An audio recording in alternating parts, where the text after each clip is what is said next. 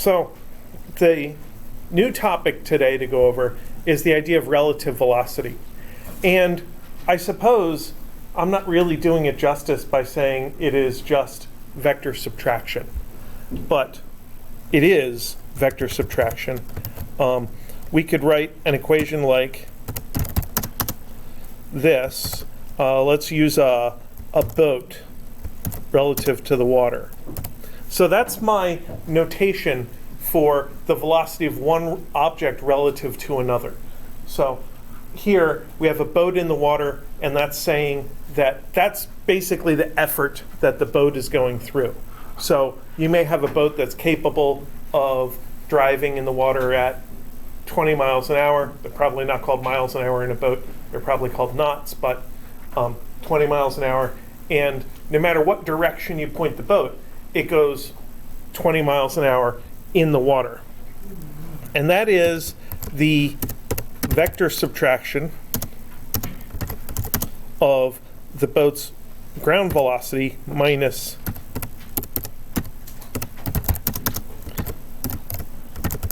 the water's velocity.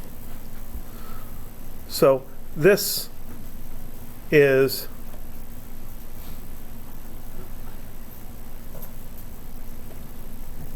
that's the effort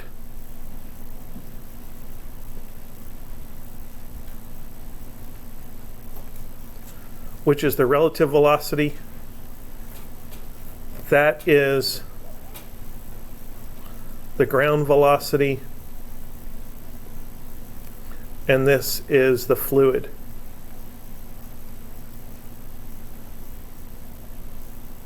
velocity.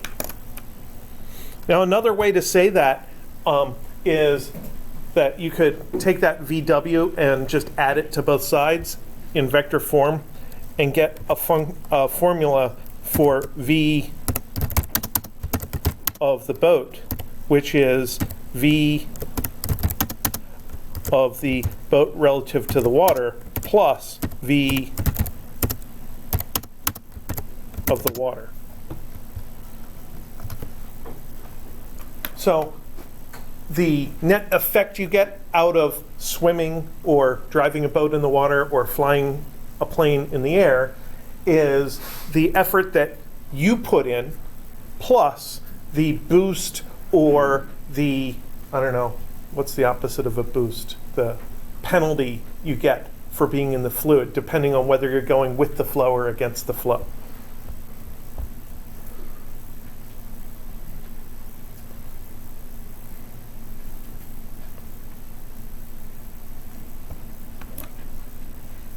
So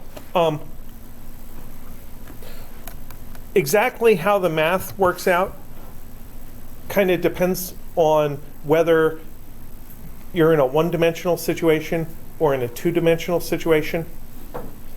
So if there's only one direction to worry about, the upstream direction and the downstream direction, then it can actually be fairly straightforward. If there's motion in both the x and y directions, then you have to worry about trying to set up a coordinate system which involves a decision right at the beginning, and then deal with breaking things into components. Then you can do the addition or subtraction in component form, and then you can worry about how to put things back together and achieve what you're trying to achieve. So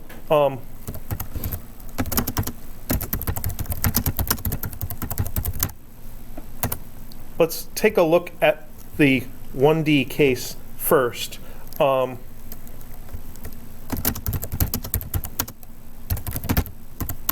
Let's say a boat can travel, let's go with 10 meters per second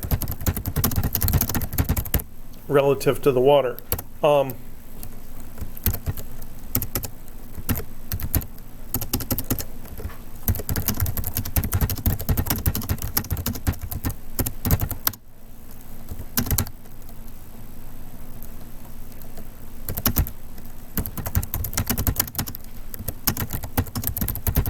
And let's say we have a current that's 2 meters per second.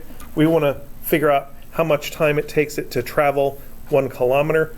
So we have some river system, and some boat like this. This is V boat relative to water is equal to 10, and then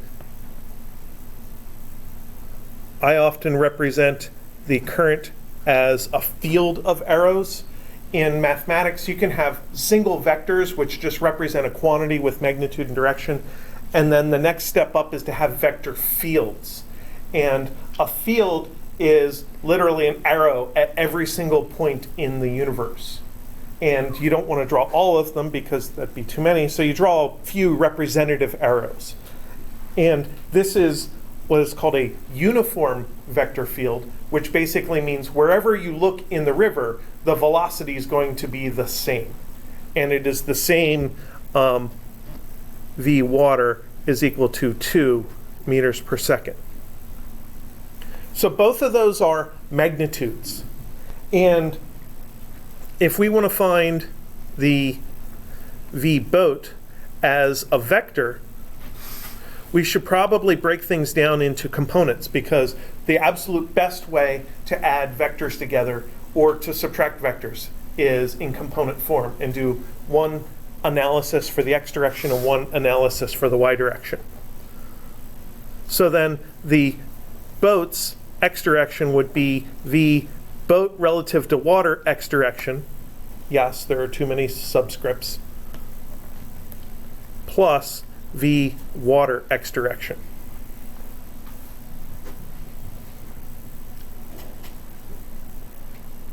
So this would be our plus 10 meters per second, and this would be minus 2 meters per second, which is 8 meters per second. So if you are swimming upstream, the current fights you, it knocks off a few meters per second or miles per hour of your velocity, and then you can use that to figure out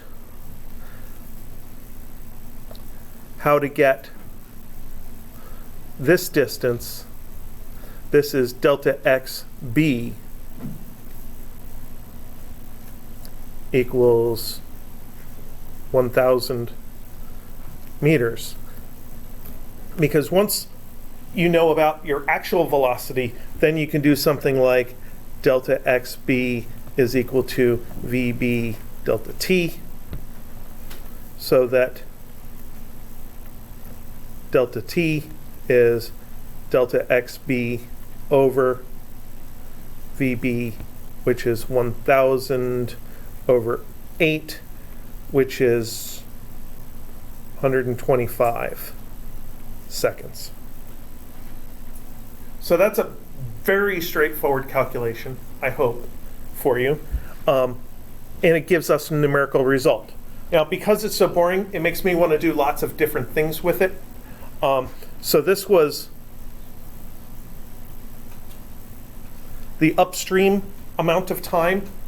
So I just take distance over velocity to calculate the time upstream. If we redid this and thought about downstream swimming or downstream driving of the boat, then our VBX would be plus 10 meters per second plus 2 meters per second, which is 12. So then delta T is 1,000 over 12, which I don't happen to know offhand. The fastest way for me to get it is that.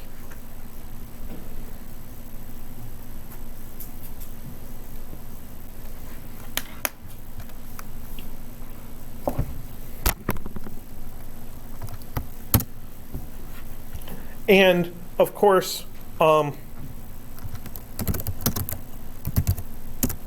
we could think about the exact same situation on land. So then delta T is 1,000 over 10, which is 100 meters per second. And one of the reasons that I go through this and think about it is that notice that just because the velocities add and subtract here, that does not mean that the times add and subtract, because there's this inverse relationship between velocity and time. So going upstream, it takes 25 extra seconds, but going downstream, you only save 17 seconds. So fighting the current in one direction and getting a boost from the current in the other direction, you lose more than you gain. In the extreme, you could have a current that is the same speed as the boat is capable of driving in the water, and then your upstream amount of time would be basically infinity, because you could never go anywhere, because the boat can only go as fast as the current. So that can give you a little kind of intuition about the net effect of having a current and only being able to control your relative velocity and not being able to control the absolute velocity.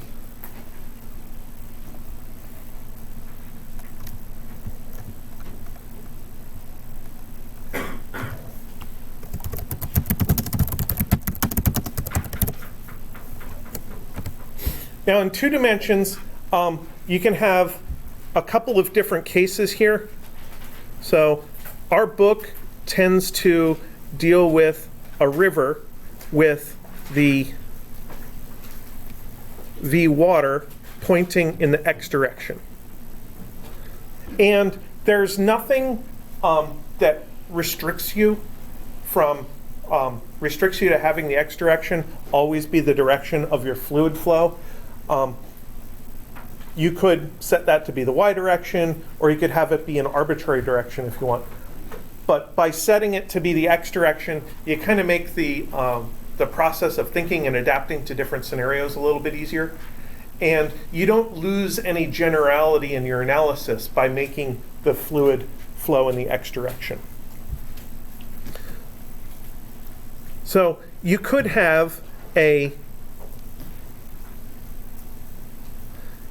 v boat relative to water that is strictly perpendicular to the fluid flow. And in that case, as your boat is trying to move in the y direction, it's also getting pushed downstream in the x direction, and the actual path ends up being like that.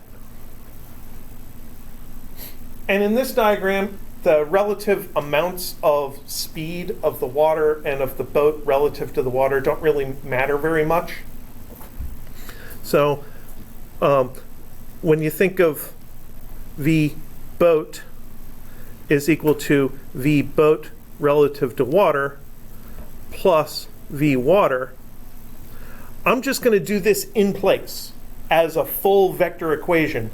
And the v boat relative to the water is v boat relative to water times j hat. That is a vector description of that.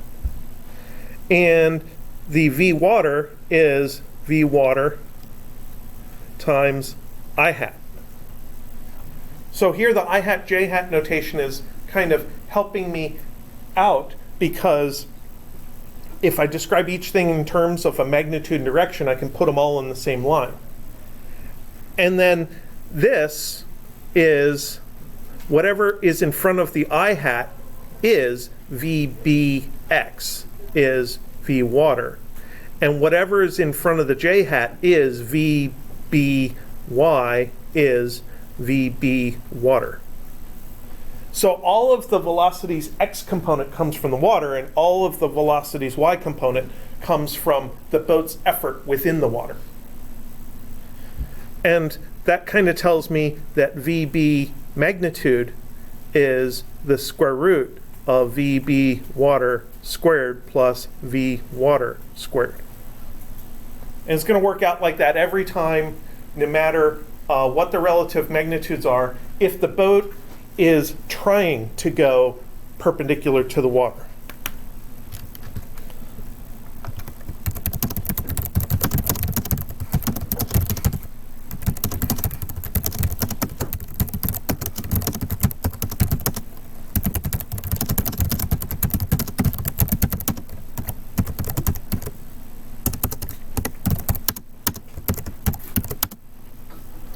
So there's a navigational term for that, and I am told by people who know more than me that I'm using this term correctly. The direction that the nose of the boat points is called the heading, because that's where the head of your plane or boat or person running or swimming is pointing.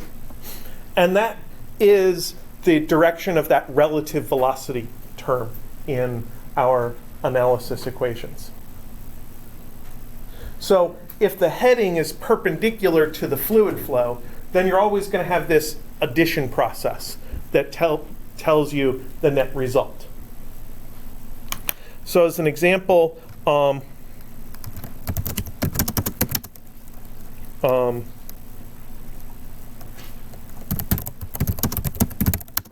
person rowing, let's go with 4 meters per second across a 3 meter per second current.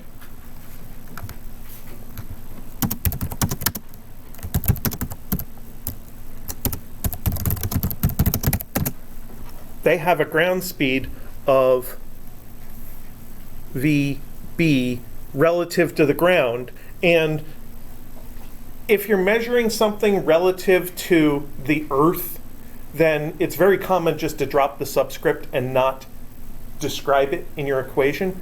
Our textbook in the relative velocity section would call this VBE, velocity of the boat relative to Earth. And I think adding that extra E subscript just clutters up the equation. It highlights the fact that all velocities are relative to something, but I don't see the point in it here. So if you're using the standard reference frame of the Earth to measure velocities, I just don't write a reference frame. So this would be the square root of 4 squared plus 3 squared, which of course is 5 meters per second. So that would describe how well this person is making progress along the diagonal line. That their length of travel along the diagonal line is 5 meters for every second.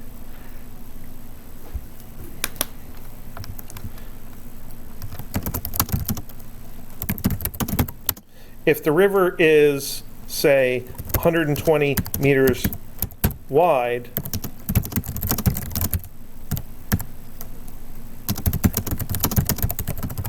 we could calculate how long it would take them to cross. And the thing to remember is that you can do your calculations relative to the ground, or you can do your calculations in the fluid relative to the fluid, but when you link a displacement and a velocity, they have to be on the same standard. And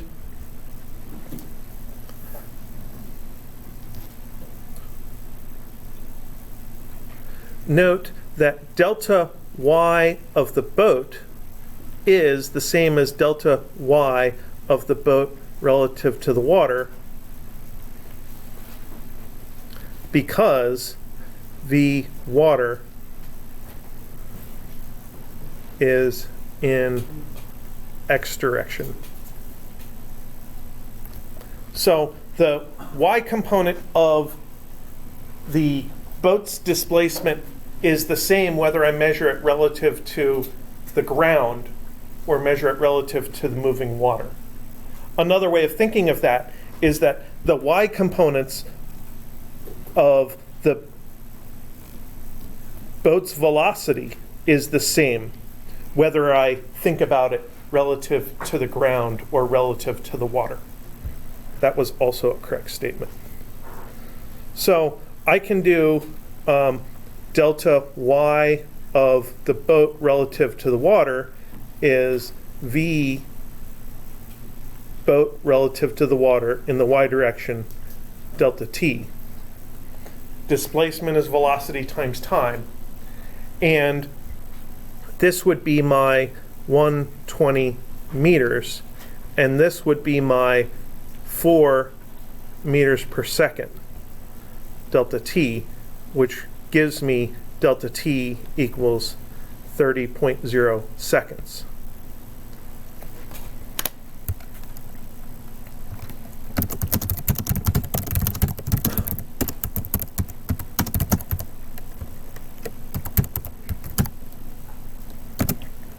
Now, in that 3 seconds, or 30 seconds, the boat isn't just moving across the stream, the boat's also drifting downstream. So delta x of the boat is equal to VBX delta t. Displacement is velocity times time, as long as you're relating things that are measuring the same thing. So this VBX is the x component up here of the boat's velocity relative to the ground. That's the water speed. So that was the 3 meter per second current. And the delta t is the 30.0 seconds. So that's 90 meters. So in the process of going across the 120 meter wide river, the boat also drifts 90 meters downstream.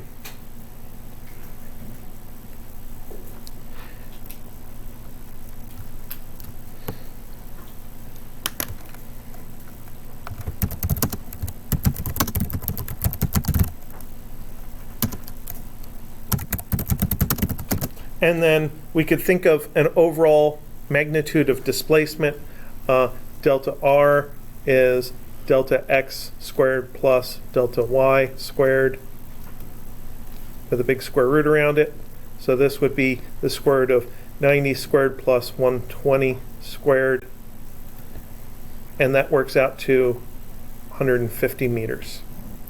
And V average is delta r over delta t is 150 meters over 30 seconds is 5 meters per second. That's that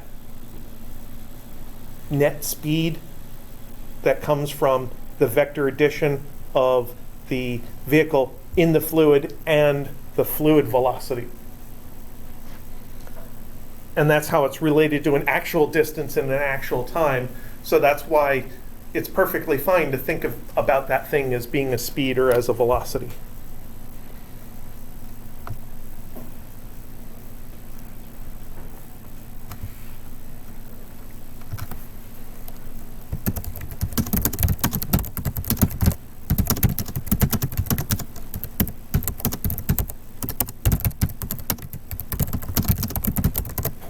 Now, there's another thing you could do with this.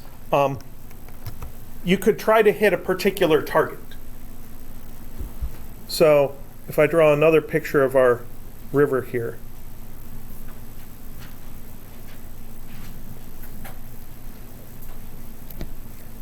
there's my V water,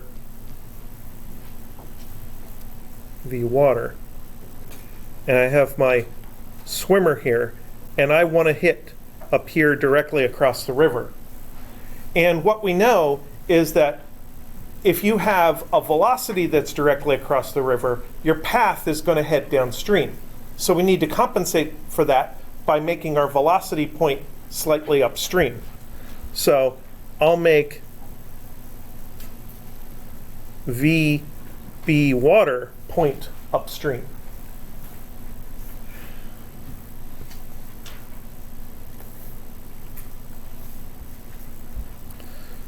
And then there's a particular theta here, which is the heading of the boat relative to, I'm measuring it relative to the perpendicular, relative to the desired path.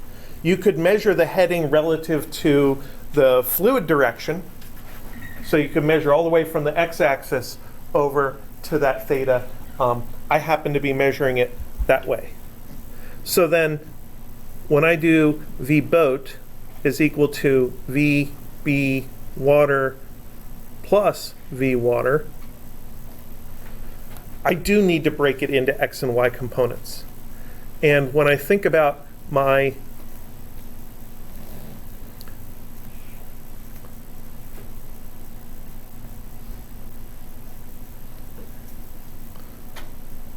my VB water there and my theta there.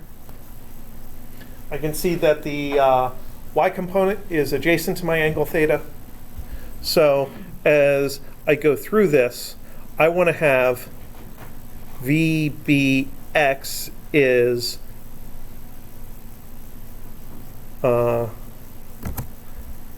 minus VB sine theta plus V water.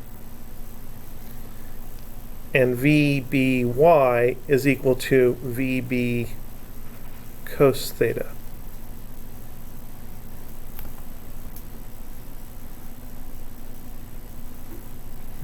And this one I want to be 0. And this one I want to be delta y over t.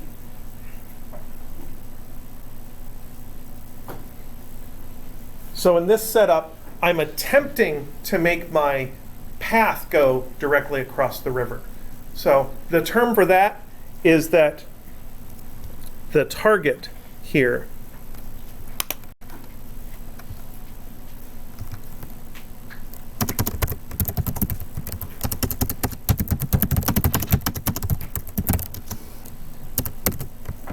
is at a particular bearing,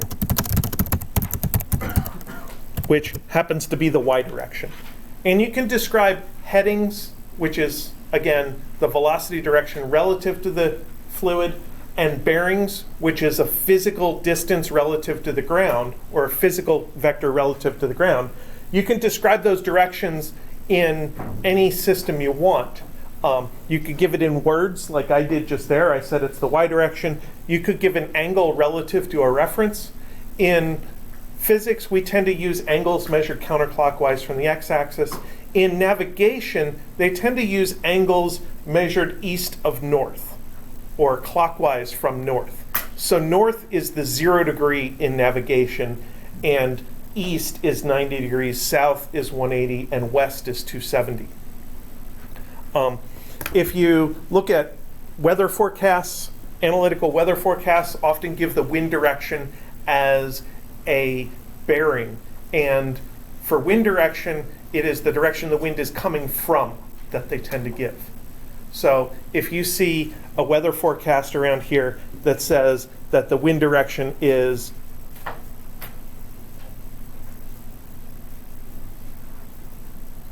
(135 degrees), so 0 would be wind coming out of the north, 90 would be wind coming out of the east, 135 would be wind coming out of the southeast. So for me, I will either give an angle and it's assumed to be measured in the standard way, counterclockwise from the x-axis, or I will be specific about it. And how could I be specific about it? I could give it in words. WebAssign has this tendency to ask for angles in words. So it'll say, what is this angle measured counterclockwise from the x-axis, or something like that. Or, to be specific about it, I could give it as a drawing. And here I have the angle labeled specifically in a drawing. So we know that this angle is measured from the y-axis. And it's because this angle is measured from the y-axis that I chose to use the cosine theta here to calculate my y component of velocity, and use the sine theta to calculate the x component. And it's because this velocity is pointing leftish that I chose to use the minus in the x component. So then this thing turns into V water is equal to VB sine theta. In other words, VB is V water over sine theta. And then I can plug that in down here and get delta y over t is equal to V water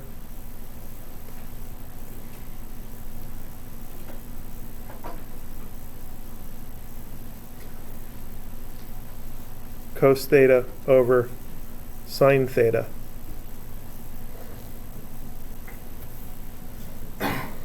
And let's see, kind of rearrange this a little bit. Delta y over v water, tangent theta is t.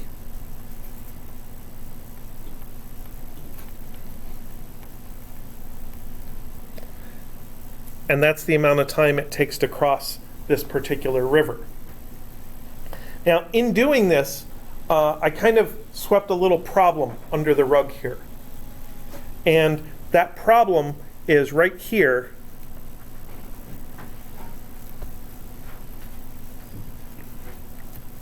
The max value of sine theta, of course, is 1, which means that v water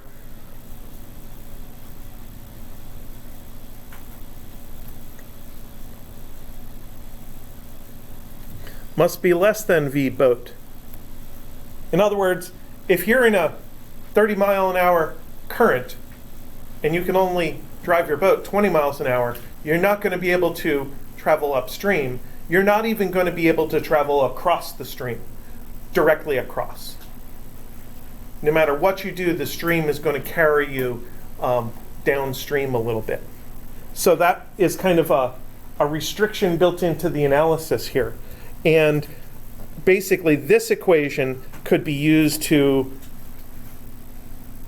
calculate the angle that you need, and then you could calculate the amount of time it takes to cross over here. So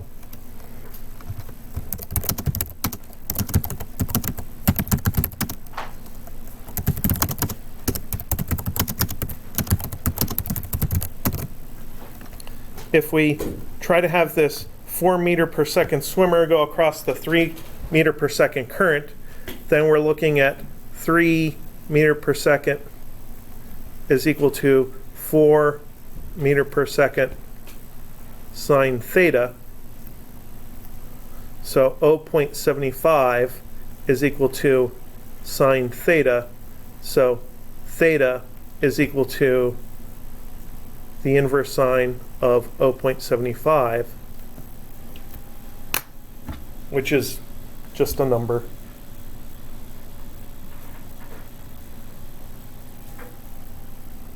So inverse sine of 0.75 is 48.6 degrees.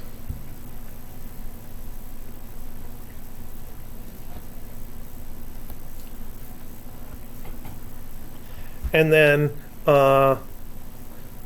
delta y over delta t is equal to VB cos theta.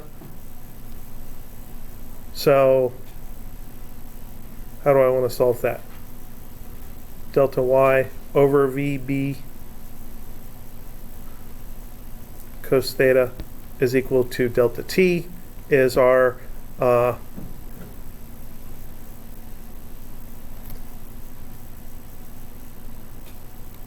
actually, let me calculate VB cos theta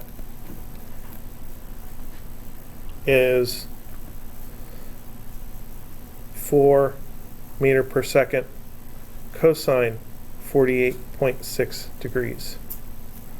Yeah, that's what I want to do. So 4 times cosine of answer is 2.65 meters per second.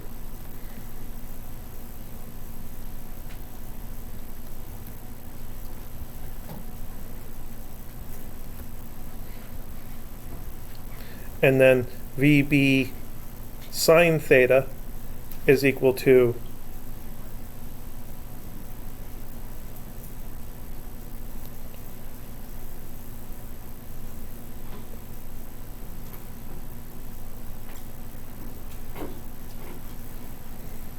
okay, I screwed something up here and it's going to bug me. All of these VBs are relative to the water.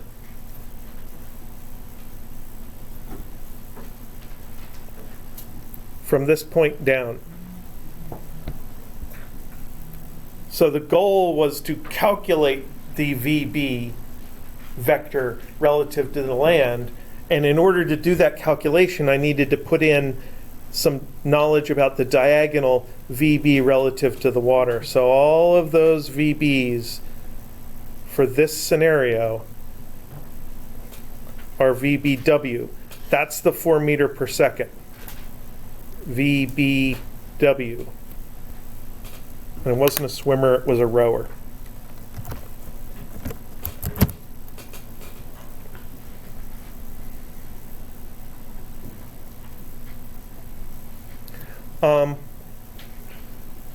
I did still want to calculate this. This is 4 meter per second sine 48.6 degrees is equal to 3 meters per second. So just as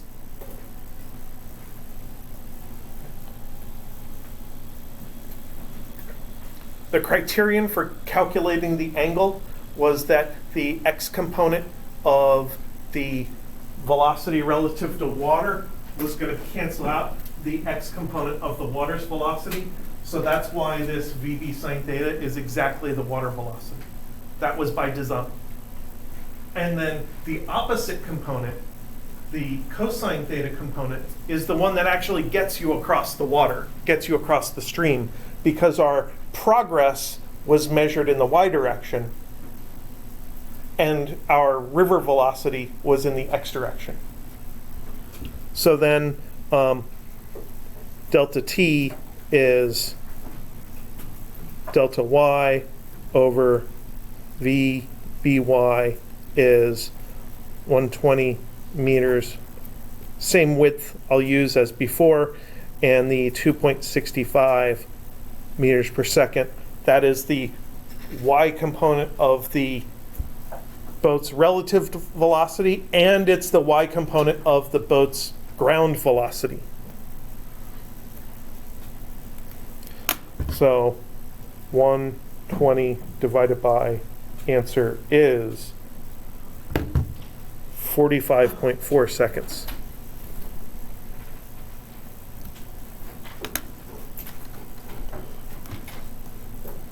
So the summary of this is that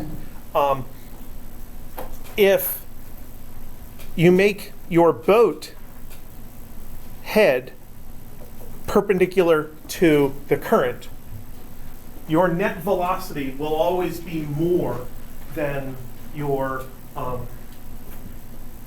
relative velocity. So that's this thing here. And you'll always be adding your component of your relative velocity and your component of the fluid velocity. And when they're perpendicular, they'll always add with the Pythagorean theorem. If your desire is to have the relative velocity be across the river, then your ground velocity is the one that's going to be in the y direction. And you're going to end up losing some velocity. So let me reconstruct this equation down here. So VB, the boat velocity, is the relative velocity plus V water. So let me draw a set of axes for this. So here's my VB water. Here's my V water.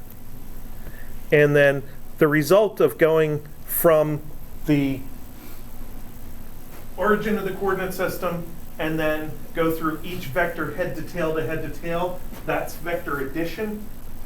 If I was to give you a set of instructions, do this and then this and then this, you would just draw them out on a map. You do one vector with the other vector and the other vector strung together head to tail to head to tail. With relative velocities, you can add the relative velocity to the one it's relative to recover the original velocity. So then this is the net effect here, v boat. So this is, let's see, boat relative to water is going to have an x component of minus 3 x direction plus 2.65 in the y direction, plus the water is just a plus 3 in the x direction.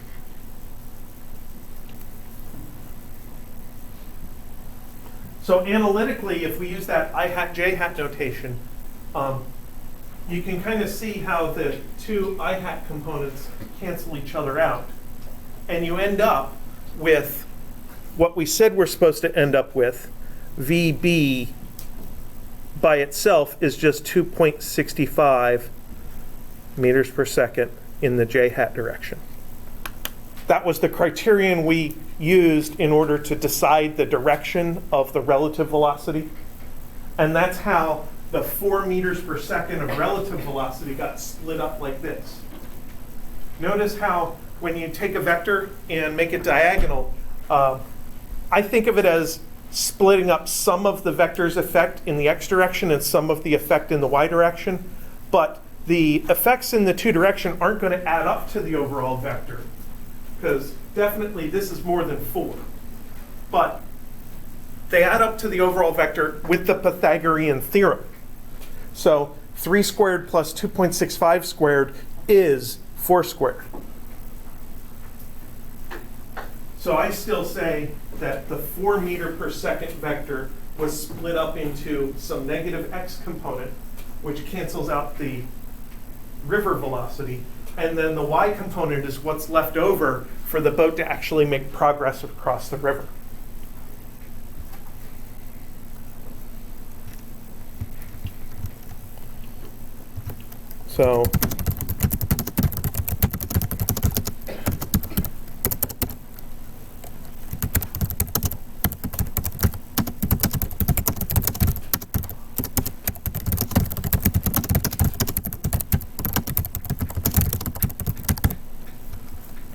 So that's kind of a more intuitive way of phrasing it, rather than as equations.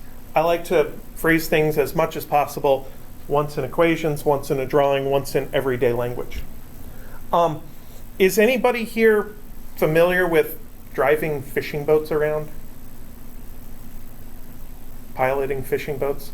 Have you ever tried to pull into a slip when there's a current going sideways? So you have to angle a little bit into the current, and then it's a somewhat delicate process to make sure that you get exactly where you want to go.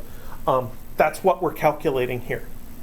As you're swimming or driving an actual boat, you get to see what you're doing and make adjustments. So after a little while, you get used to exactly how much you have to adjust to make your boat go directly into your parking spot.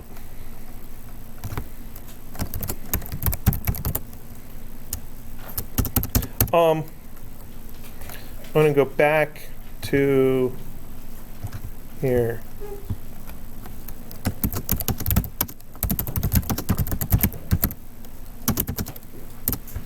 Let's call this speed.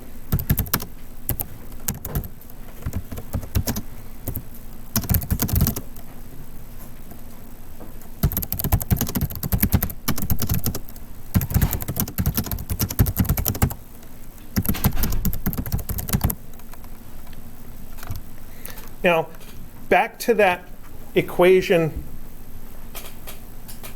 which was right here. V water is V boat water sine theta. V water is equal to V boat water sine theta.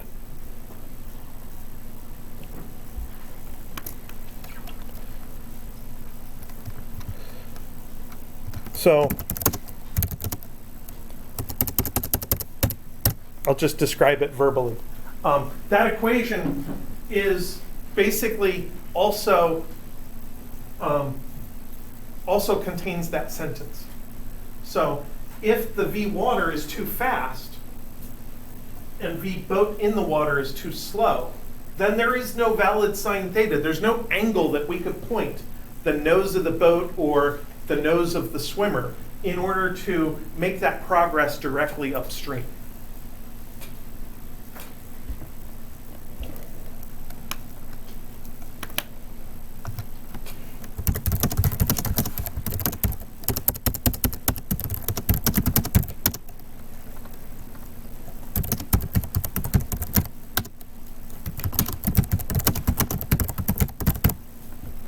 And in that case, the best we could do is to go downstream as little as possible. So one of your homework problems that's set up for homework 2 due Sunday is the last part of the last problem. Asks you to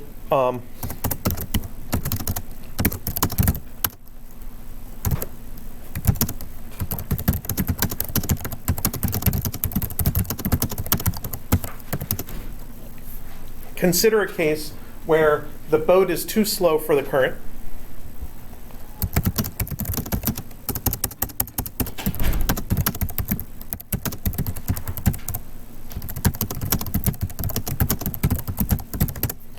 And try to drift downstream as little as possible. So I want to at least set up a drawing for this so you have a fighting chance at solving this particular scenario.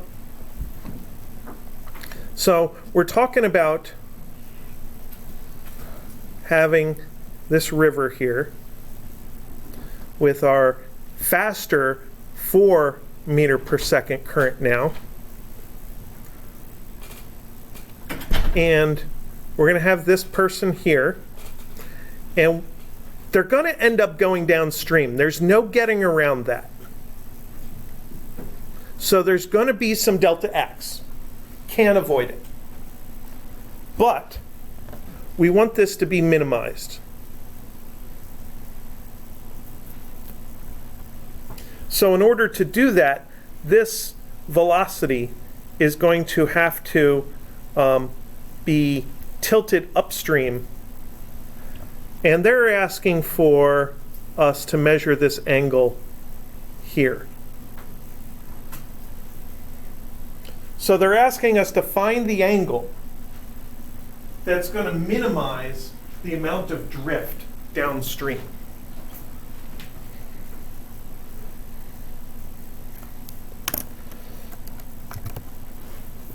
So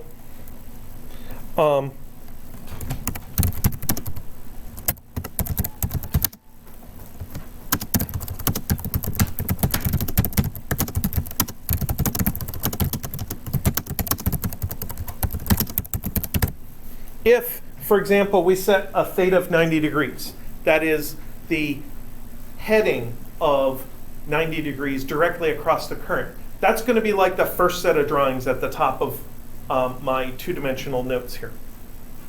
And that will get us across the stream in as little time as possible, but there's going to be a lot of downstream velocity left over, and we'll drift downstream pretty far.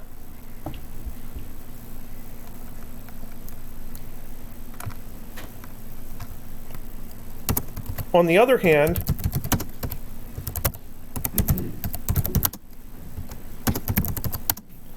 a theta of 180 degrees, yeah?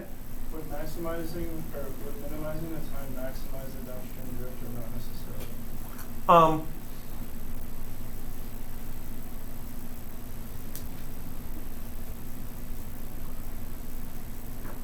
Say that again so I can process it. If 98 degrees is minimizing our time, will it maximize the downstream drift or not necessarily? Well, I think the maximum downstream drift would be if you just pointed yourself almost directly downstream.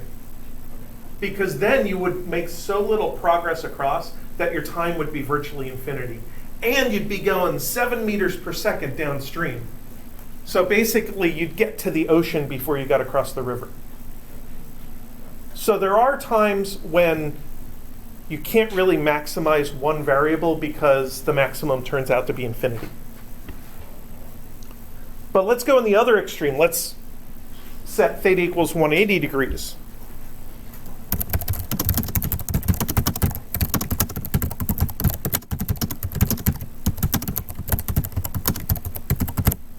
If we set theta equals 180 degrees, then we'll fight the current as much as we can, but we won't make any progress across the stream. We'll end up taking forever, and we'll still be going backwards. So we won't really be able to get across the stream very well. So the desired angle is going to be somewhere between 90 degrees and 180 degrees.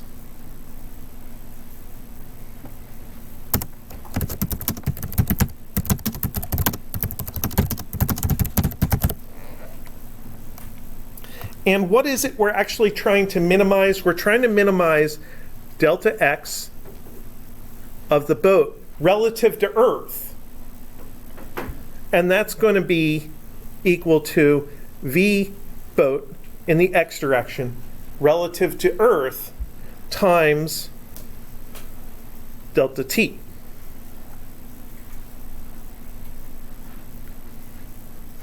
Now remember that v boat is v boat in the water plus v water. And this is the x direction. This is where the water is actually taking effect. And then we're going to need v boat water x direction, and we're going to need v boat water y direction. We need to split that vector into components. Which component is going to get our cosine function? Yeah, that's the one I always like to ask first. So theta is measured to x, so the x component gets the cosine. And it's going to be plus v boat water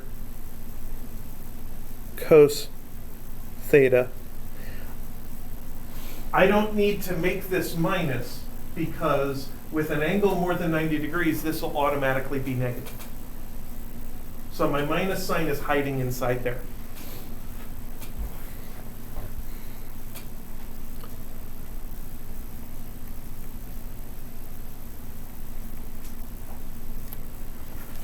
And then this is going to be v boat water sine theta. Now I care about the y component also because the y component affects my timing. My timing is in here. Because I don't just want to minimize the x component of the boat, I also need to minimize the time. Actually, I don't care about one or the other, I care about the product. So then I should think about the time here, and delta y boat is equal to vby delta t. So that tells me that delta t is delta y over vby. So let's put all this together. Delta x boat is equal to the x component of the boat relative to the ground. So I need to think about how do I calculate the velocity of the boat? I have to add its velocity in the water to the water velocity. And I'm just doing x components here. So I basically take v boat water cos theta, add the water velocity, and then I need my delta t, which is delta y over vbw sine theta.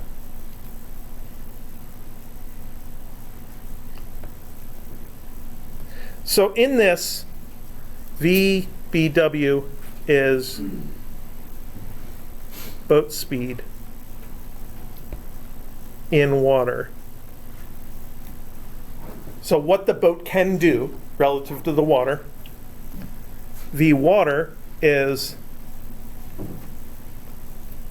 the current, and delta YB is the river width. So all of those things are numbers that are given to you as part of the analysis. The only variable here is theta. And we want to minimize the drift downstream. So how do we minimize a variable? By adjusting another variable. How do you maximize or minimize an f of x relative to x? You have to find the flat spots in the function, you take the derivative, set it equal to 0. So that's what you have to do here. Take the derivative. At this point, it's a perfectly good point to plug in numbers if you want to. That way you don't have variables staring at you as you try to take a derivative. But you want to calculate the derivative of delta xb with respect to theta and set it equal to 0. It's actually not quite as bad as you're thinking it's going to be, because you don't have to do this blind. You can plug some things in here, and this cosine over sine is going to turn into cotangent, and you can look up the derivative of the cotangent function. And this 1 over sine in here is something you can look up the derivative of. So it's not like you have to do this closed book in a calculus test. You have lots of resources to help you take the derivative, and it should look like something, it should look fairly simple in the end by the time you do all this. It's basically, I think it comes down to cos theta equals a ratio. So, hint, cos theta equals negative simple fraction. After churning through a little bit of analysis. So you have to take the derivative and then set it equal to 0 and simplify it and cross some things out. It should turn into cosine theta equals negative simple fraction.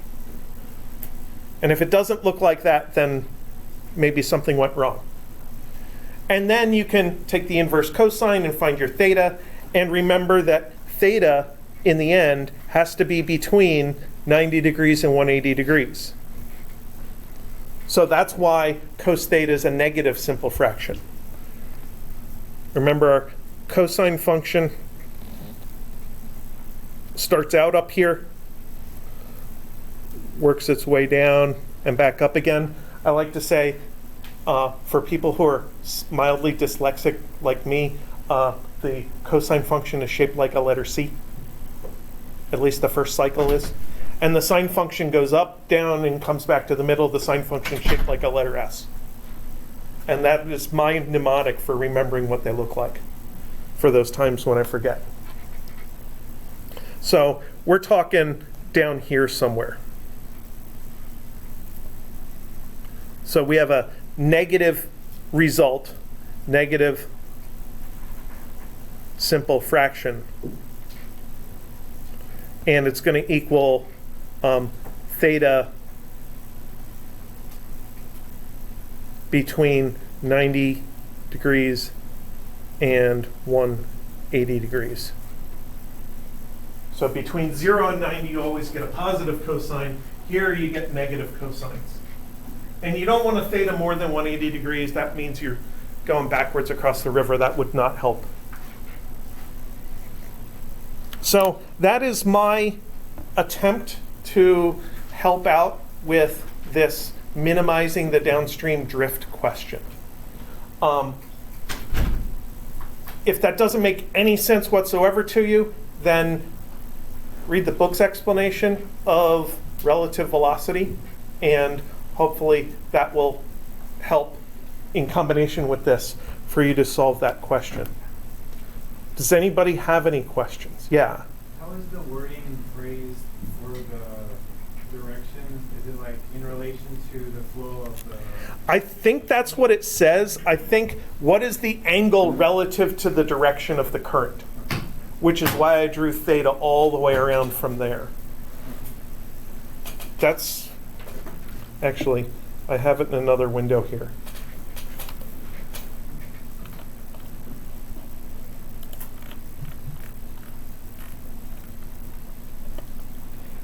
It says, find the direction in degrees relative to the flow of the river in which the swimmer must head to accomplish this.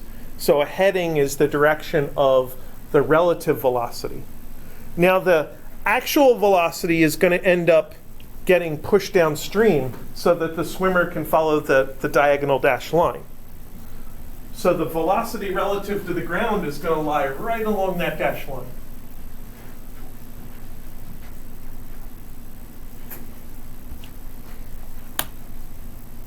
And then ultimately they say how far downstream do they actually end up going.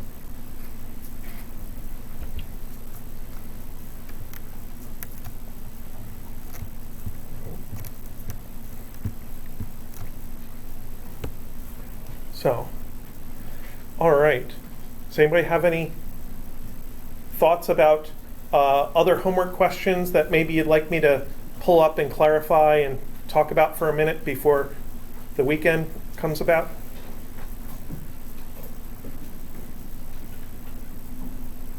So you've either, those who have opened the homework have turned through it and are perfectly happy, and those who have not opened the homework don't know what to ask because they haven't seen it yet. I think that's what it comes down to. All right, well, I'm happy to stay here and answer questions for a few minutes.